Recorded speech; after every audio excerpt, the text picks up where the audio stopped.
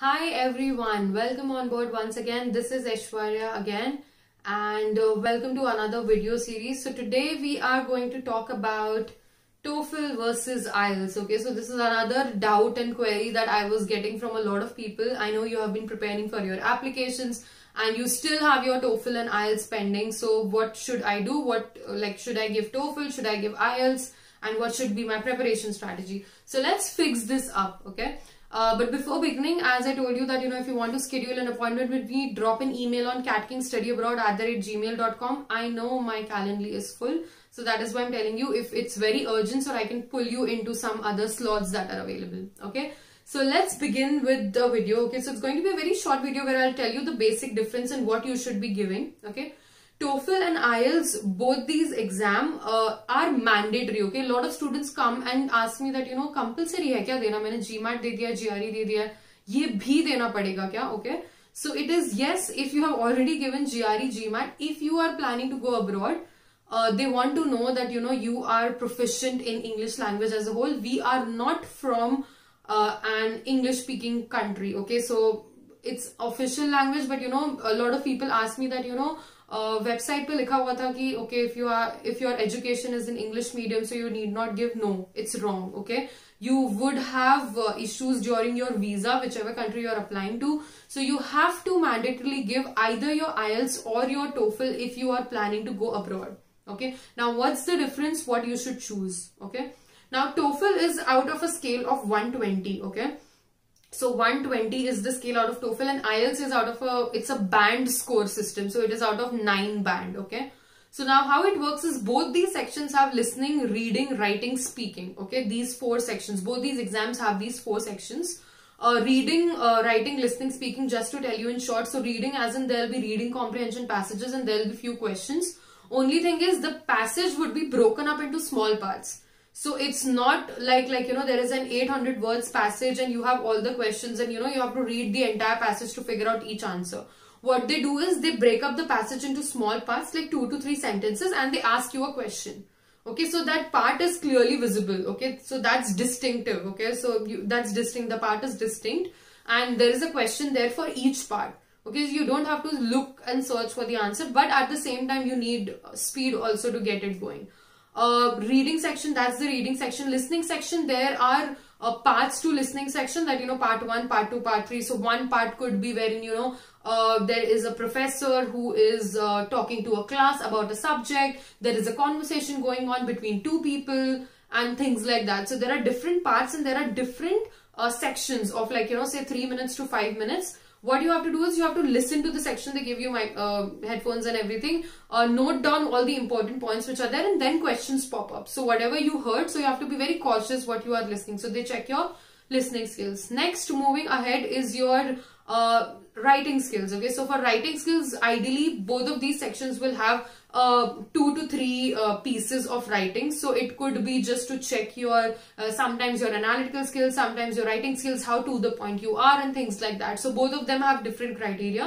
And for speaking section, also there will be 3 to 4 parts in TOEFL and IELTS, both the sections. So TOEFL, what happens is all these 4 sections, you have it on the same day. Okay, whatever day you choose the exam, you have it on the same day. IELTS, you can choose the speaking section to give either before or after your planned registration date for IELTS. Okay, why? Because in IELTS your speaking section is taken by a person, okay, like a real person, whereas in TOEFL there will be questions popping up on the screen and you have to speak and your voice is going to be recorded. Okay, whereas IELTS section, there is an actual person who asks you a few questions. It's very generic questions. They're not going to ask you something that you don't know. They're just checking your language skills, how well you communicate or how well you are able to, form a conversation. So that is what is checked. So that's the difference. So here you might take 2 days because the speaking section you have to give either before or after the exam. And here everything gets done at one go. Now I am planning to go to US. What should I give? I'm planning to go to Canada. I'm confused. I don't know where I have to go. I have applied to US, UK, Canada, all colleges. I'll wait for the admits and then decide. Okay. So what exam you should be giving? If you're very sure that you want to go to UK, Canada, very sure 100%, go for IELTS. If you are still not very sure, TOEFL is accepted across US, UK, Canada, go for TOEFL. Okay, so if you're keeping most of your options open, like, you know, US, UK, Canada, I'll keep all my options open and then later on decide, go for TOEFL because it's accepted across all countries. IELTS is also accepted. Majority of colleges in any of the countries, they will mention on their website that, you know, what is accepted.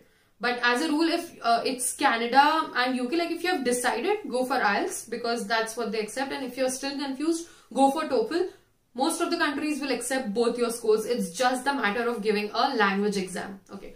Very important point that you need to keep in mind. A lot of students have been asking me that, you know, I have given my GRE or my GRE is planned somewhere around October end or things like that. And I have not booked my TOEFL or IELTS date. Okay. And my college deadline is approaching near.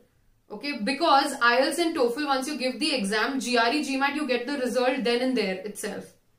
So you know your scores. IELTS and TOEFL results come around after 10 days. Okay. So your deadline, college deadline is there and, you know, you still are confused that what should I be doing. So what you can do is you can upload all the other documents in your application, write an email to the college that, you know, I have submitted all the applications, my GRE scores, my transcripts, my letter of recommendation, statement of purpose, everything is done. Only thing pending is TOEFL and I have scheduled my TOEFL in so and so date. So approximately this is the time when I'll be getting my scorecard. So you can tell them most of the times for TOEFL at least they agree, like, you know, okay, fine. So you can submit your TOEFL scores later on. That's okay. Okay. Sometimes for GRE they might tell you that, you know, like, you know, very rare chances, but if you actually approach them and tell them earlier for your language ability, TOEFL and IELTS, they usually give you that leeway that, okay, submit your TOEFL and IELTS later, we will consider your application. Okay, so that's another thing that you can do. So if you have been still wondering that, you know, whether I should go for it, I should not go for it, if you have around 15 days of time in your hand since your 15 days of preparation, okay, and you can follow this approach that I'll be giving you. A lot of students have spoken to me in mentorship sessions and I've told them. So if you have that much amount of time, so you can easily prepare for either your TOEFL and IELTS exam and give it and plan to go abroad next year, which is in fall 2021. Okay, so this is all to clear your confusion between TOEFL or IELTS, what should I give, how should I prepare and things like that. If you still have any questions, queries or doubts, drop an email on catkingsstudyabroad@gmail.com and you can book an appointment with me. I know this is application season. A lot of students are wondering that, you know, how I should start my applications and things like that. Reach out to me and we can help you out with the applications and fulfill your study abroad dream. Okay. So this is Aishwarya signing off. Bye. Take care and all the best for all your exams. See ya.